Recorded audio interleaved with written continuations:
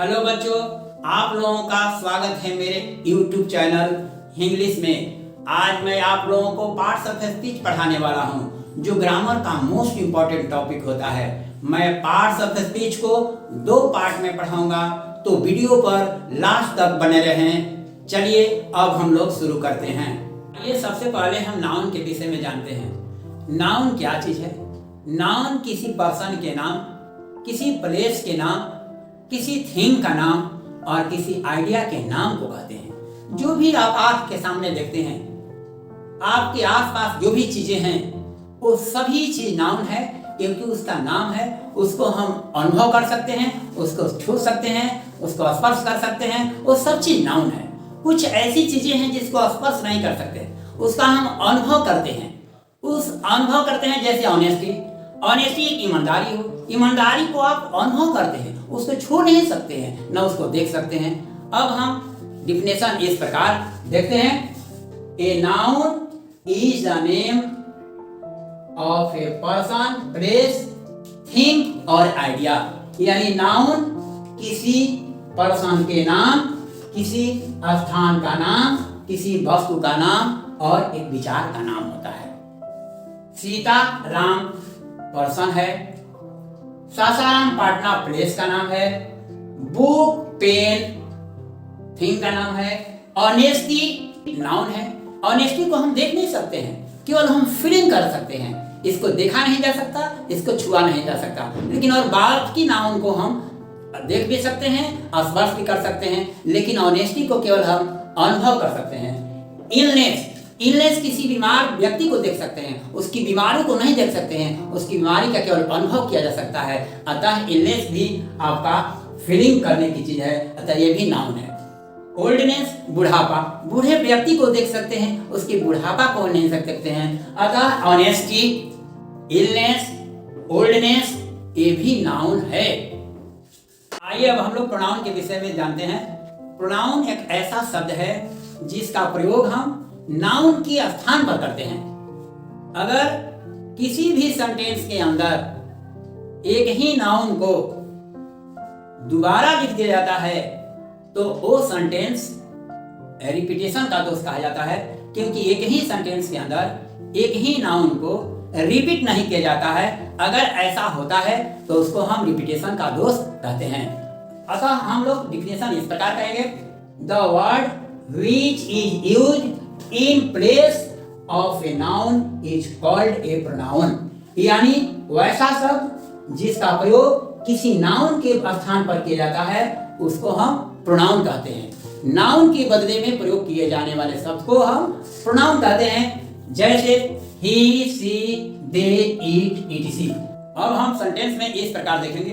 First sentence में Ramu is a student but he does not go to school. Ramu एक छात्र है, लेकिन वह स्कूल नहीं जाता है।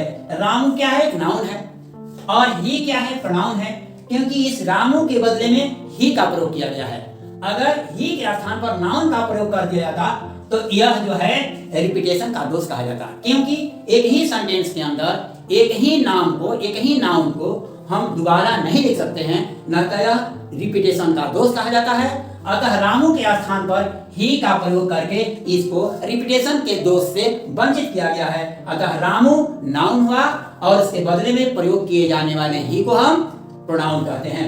सेंटेंस में हम एग्जांपल देख रहे हैं। Sita is a teacher and she teaches English. Sita एक शिक्षिका है और वह इंग्लिश पढ़ाती है।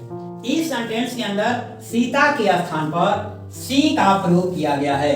अगर सी के स्थान पर सीता को ही रख दिया जाता तो यह सेंटेंस जो है गलत हो जाता, क्योंकि इसमें रिपीटेशन का दोष आ जाता। एक ही सेंटेंस के अंदर हम एक ही नाउन को दोबारा नहीं लिख सकते हैं, नहीं तो उसको हम रिपीटेशन का दोष कहते हैं। अतः सीता एक नाउन हुआ और सीता के बदले में प्रयोग किए जाने वाले सी को हम प्रोनाउन कहते हैं। तीसरा sentence, Mohan and Sohan are friends and they read in the same class. Mohan and Sohan are friends and they read in the same class. Mohan और सोहन मित्र हैं और वे एक ही क्लास में पढ़ते हैं, दोनों एक ही क्लास में पढ़ते हैं। तो मोहन एंड सोहन दो हुआ नाउन, दोनों नाउन के बदले में हम दे का प्रयोग किए हैं। मोहन एंड सोहन के बदले में दे का प्रयोग किया गया है, अतः दे क्या है? प्रोनाउन है। क्योंकि मोहन और सोहन के बदले में दे का प्रयोग किया गया है, दे यहाँ प्रोनाउन है, दोनों के स्थान पर यहाँ दे हम लिखते हैं। अगर मोहन एंड सोहन को यहाँ लिख दिया जाता दे के स्थान पर, तो ये भी रिपीटेशन का दोष कहा जाता। तो रिपीटेशन के दोष से बचने के लिए हम मोहन और सोहन के स्थान पर दे का प्रयोग किए हैं, अतः दे यहाँ प्रोनाउन हुआ। और sentence, the pen is new but it does not write well. Pen नई है लेकिन यह अच्छी तरह नहीं चलती है। पेन क्या है? न्यू है लेकिन वह अच्छी तरह नहीं चलती है। यह पेन क्या है? एक निर्जीव है, और इस निर्जीव के बदले में हम इट का प्रयोग किए हैं। किसी भी निर्जीव के बदले में सिंगुलर नंबर अगर होता है यानी एक होता है तो उसके बदले हम ईट का प्रयोग करते हैं, अतः पेन के बदले में हम ईट का प्रयोग किए हैं, इसलिए ईट क्या हुआ? प्रोनाउन हुआ। अब तो आप तो हम समझ रहे हैं कि आप अच्छी तरह से समझ गए होंगे। आइए हम लोग अब एडजेक्टिव पढ़ेंगे। एडजेक्टिव का मतलब होता है विशेषण, यानी किसी भी नाउन या प्रोनाउन के विशेष बातें बताना। नाउन और प्रोनाउन के विषय में कुछ खास बात बताता है, विशेष बातें बताता है, यानी किसी नाउन या किसी प्रोनाउन के मेरिट, डिमेरिट, शेप, साइज या कलर बताता है, यानी किस शेप का है, किस कलर का है और उसके अंदर क्या मेरिट या क्या डिमेरिट है, यही विशेषण बताता है। तो आइए हम डिफिनेशन इस प्रकार इंग्लिश में करते हैं। The word which qualifies a noun or a pronoun is called an adjective, यानी वह सब जो किसी नाउन या प्रोनाउन की विशेषता बताता है उसको हम कहते हैं एडजेक्टिव। अब सेंटेंस के अंदर हम इस प्रकार समझते हैं, Sita is a beautiful girl. Sita is a beautiful girl, यानी सीता को एक सुंदर लड़की बताता है, सुंदर, यानी इस लड़की का विशेष बात क्या है? सुंदरता है, यानी वह सुंदर है। यू आर इंटेलिजेंट, यू एक प्रोनाउन है, इस प्रोनाउन को इंटेलिजेंट विशेष बात बताता है कि वह तेज है, कैसा है? तेज है, डर है, ये सब विशेषण कहा जाता है। द काउ इज ब्लैक, गाय एक नाउन है और गाय के कलर को बताता है कि वह ब्लैक है। द शर्ट इज रेड, यानी शर्ट कैसा है, किस कलर का है? रेड कलर का है, तो ये शर्ट की कलर को बताता है, अतः शर्ट रेड है, रेड विशेषण है। द काउ इज ब्लैक, गाय एक नाउन है, काउ एक नाउन है जिसके रंग को बताता है, कलर को बताता है, यानी ये ब्लैक भी विशेषण हुआ। यू आर इंटेलिजेंट, यू एक प्रोनाउन है, इसकी विशेषता बताता है, अतः इंटेलिजेंट भी विशेषण हुआ। Sita is a beautiful girl, Sita एक लड़की है, इस लड़की को बताता है कि वह सुंदर है, कैसी है? तो वह सुंदर है, यानी ये भी विशेषण बताता है। आइए हम लोग अब घर के विषय में अध्ययन करेंगे। जिस प्रकार मनुष्य के शरीर में या किसी भी जीव के शरीर के अंदर आत्मा होता है, आत्मा के बिना उस शरीर का कोई महत्व नहीं है, यानी मृत शरीर के समान हो जाता है, उसी प्रकार किसी भी सेंटेंस के लिए वर्ब एक आत्मा है।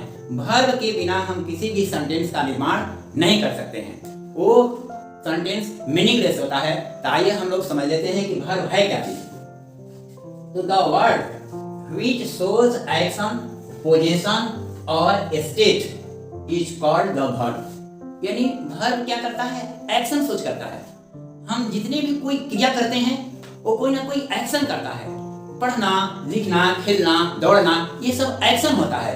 जैसे आप देखें, रीड पढ़ना, प्ले खेलना, गो जाना, सी देखना, स्पीक बोलना, इन वर्ब एक्शन शो करने वाले बहुत सारे वर्ब हैं जो कि हम एक्शन बताते हैं कि वो कोई कार्य हो रहा है, कोई क्रिया हो रहा है, इसलिए वो एक्शन शो करता है। और position show have, has, had, have, has, had, ये तीनों जो है पोजीशन शो करता है, यानी किसी चीज पर अधिकार दिखाता है, अधिपत्य दिखाता है। जैसे कि मेरे पास एक कलम है, I have a pen, this pen belongs to me, इस पेन पर मेरा अधिपत्य है, मेरा अधिकार है, तो इसलिए हम कह सकते हैं कि ये वर्ब जो है एक्ट पोजीशन शो करता है। और ये जो तीसरा है स्टेट शो करने वाला be verb, is, am, are, was, were, ये सब स्टेटस बताता है, अवस्था बताता है, कंडीशन बताता है, यानी कोई चीज की बताता है कि है या था, है या था, यानी उसकी स्टेटस। अब इसको हम सेंटेंस के अंदर में इस तरह समझ लेते हैं, जैसे eats a mango. Ram eats a mango, Ram आम खाता है। ये ईट्स जो है वर्ब है। इस सेंटेंस के अंदर में से ईट्स को हटा दिया जाए तो ये सेंटेंस जो है बिल्कुल बेकार हो जाएगा, यानी मीनिंगलेस हो जाएगा। अतः किसी भी सेंटेंस के लिए वर्ब का होना जरूरी है। तो इस फर्स्ट सेंटेंस के अंदर इट्स जो है एक्शन बताता है कि कोई क्रिया होता है। दूसरा example, Mohan speaks English. Mohan English बोलता है, इसमें वर्ब क्या है? स्पीक्स। स्पीक्स मोहन बोलने का कार्य करता है, ये एक्शन दिखाता है। ये स्पीक जो है एक्शन दिखलाता है, अतः यह जो है स्पीक जो है क्रिया है। अब हम बता रहे हैं पोजीशन क्या चीज है। जैसे आई हैव ए पेन, मेरे पास एक कलम है, यानी this pen belongs to me, यानी इस पेन पर मेरा अधिकार है, इस पेन पर मेरा आधिपत्य है, इसलिए यह वर्ब जो है पोजीशन शो करता है। दूसरा sentence, she has a car. She has a car, she has a car, उसके पास एक कार है। इसमें हैज जो है पोजीशन शो करता है, यानी इस लड़की के साथ जो है कार जो है पर लड़की का इस कार पर अधिकार है।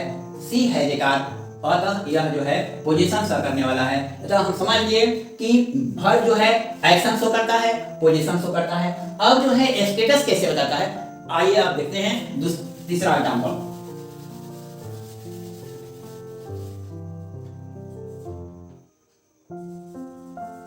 Mohan is ill. Mohan is ill, Mohan बीमार है। मोहन की एक अवस्था बताता है, कंडीशन बताता है कि मोहन बीमार है। मोहन बीमार है, अतः यह इज जो है पोजीशन शो बताता है। They are teachers, they are teachers, इसमें वे लोग शिक्षक हैं। उन लोगों को ये बताता है स्टेटस की वो क्या चीज हैं। What is they, what is they, तो दे आर टीचर्स, यानी वे लोग शिक्षक हैं। और लोगों की यह जो है स्टेटस बताता है कि वे लोग शिक्षक हैं। अतः आर जो है आपका स्टेटस शो करने वाला वर्ब है। अब तो आशा है कि आप सभी समझ गए होंगे कि वर्ब है क्या चीज। अगर आप लोगों को मेरी वीडियो पसंद आई हो तो इसे जगह से जगह शेयर करें, लाइक करें, और चैनल को सब्सक्राइब नहीं किया हो तो सब्सक्राइब अवश्य कर लें। ये पार्ट्स ऑफ स्पीच की इंट्रोडक्शन की फर्स्ट पार्ट थी, और सेकेंड पार्ट जल्द से जल्द अपलोड कर दी जाएगी। तो मेरे चैनल से जुड़े रहें और सब्सक्राइब अवश्य कर लें।